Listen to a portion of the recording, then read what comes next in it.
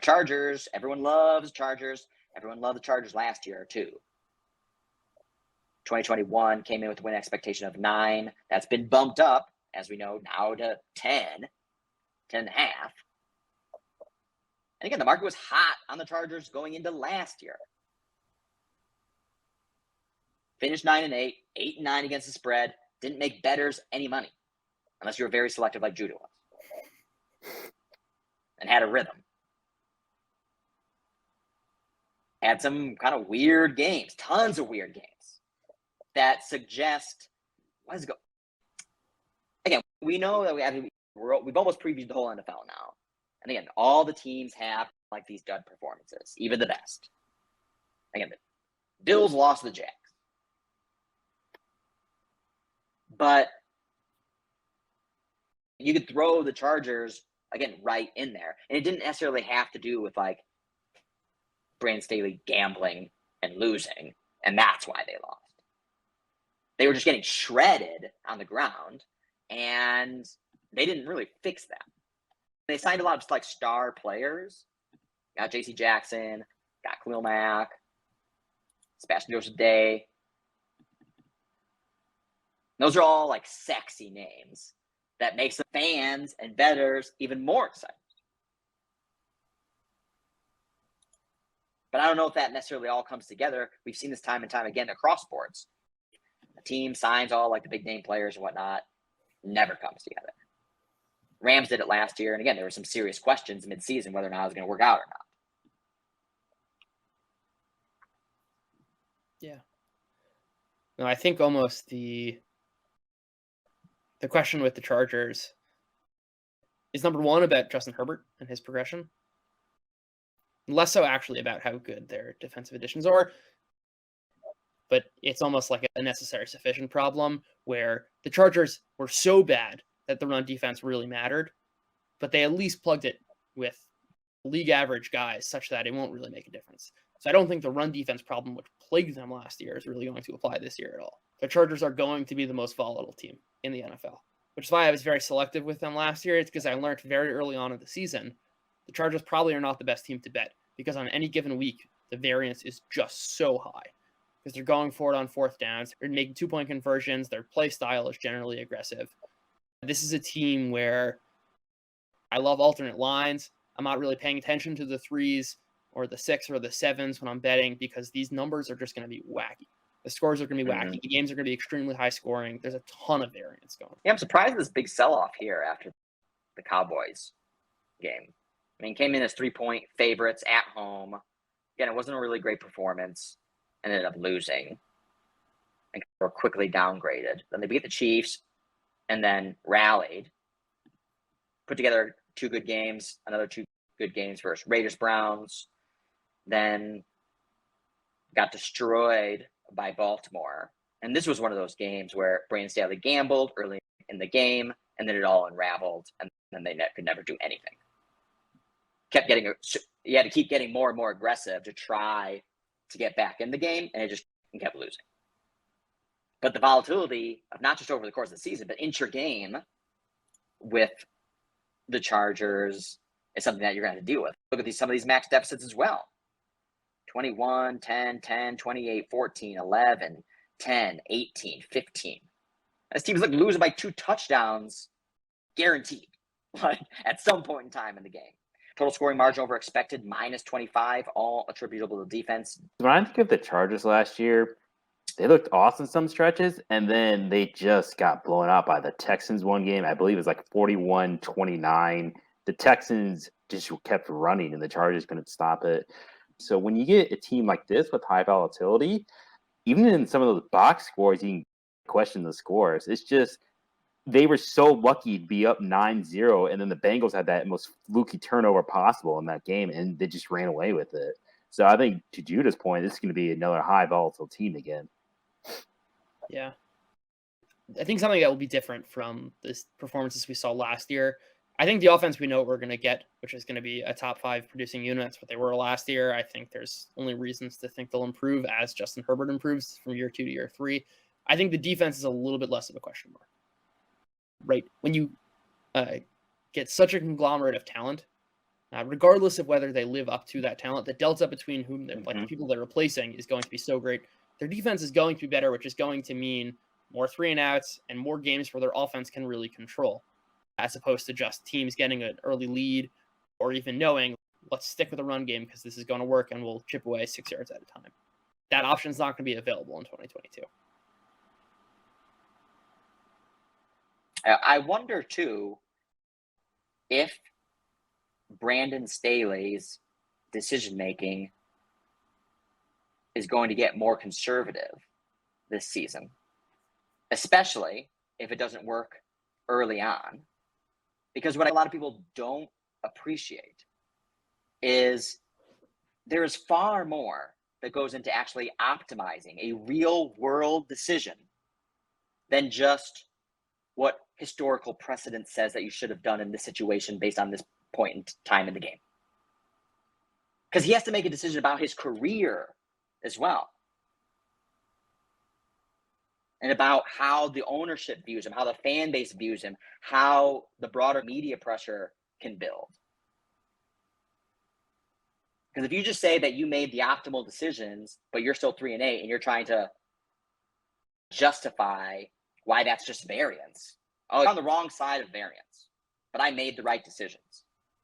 Doesn't matter. You're going to put your job in jeopardy in this league. That's it. Yeah. And I think he's smart enough to realize that. And I think we saw some of that. We did.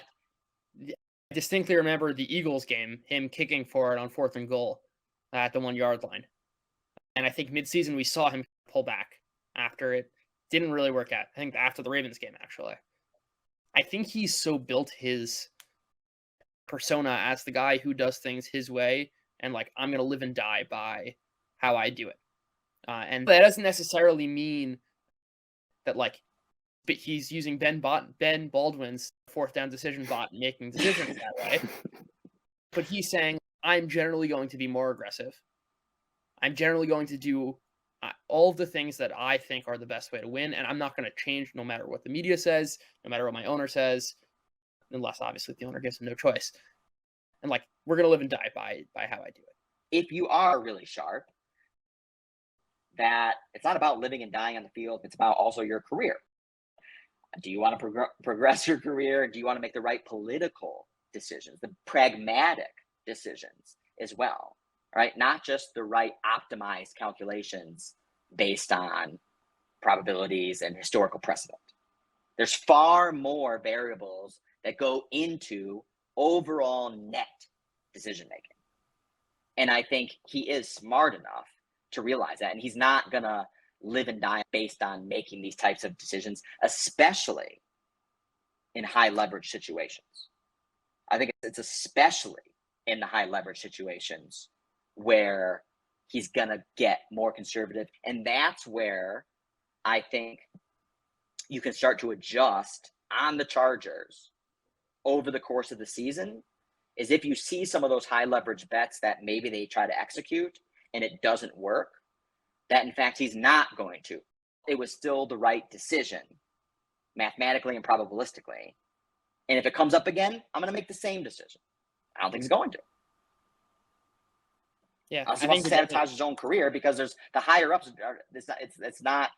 It happens in finance as well. When you get fired if you are not making money. With the defense this year and the run defense, if the offense is not having a good game and he feels pretty trustworthy in his defense, I could see him going more conservative too now. You got Khalil Mack. That whole defense is built to stop the pass. And if you're close game or slightly up and your offense just isn't having a good game, I think he's going to start punting more or not being as aggressive.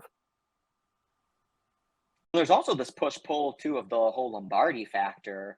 About, in fact, there's others out there saying that the Chargers have been aggressive in decision-making around going for it or not going for it on 4th down and things like this, but actually have not been aggressive and actually uncorking the full potential of Justin Herbert and his talents and leveraging the full field and throwing deeper more often and leveraging these great wide receivers that you have at your disposal.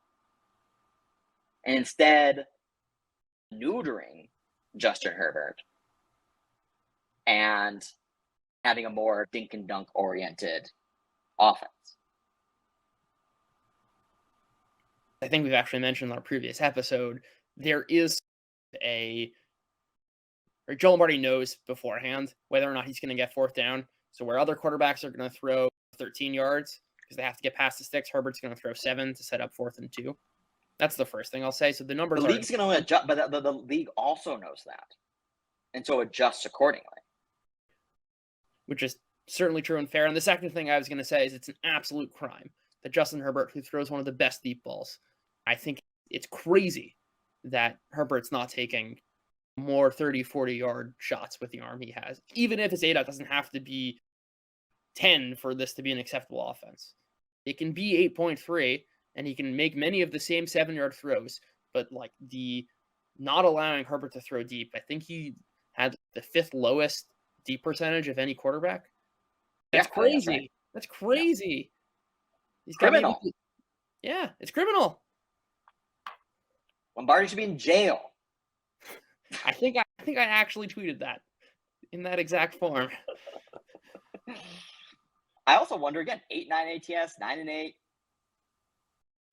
Is that the byproduct of, or is that like the consequence of living and dying with playing the odds and oh, you're gonna have like positive variance, negative variance, and then you just end up just being 500 at the end of the day.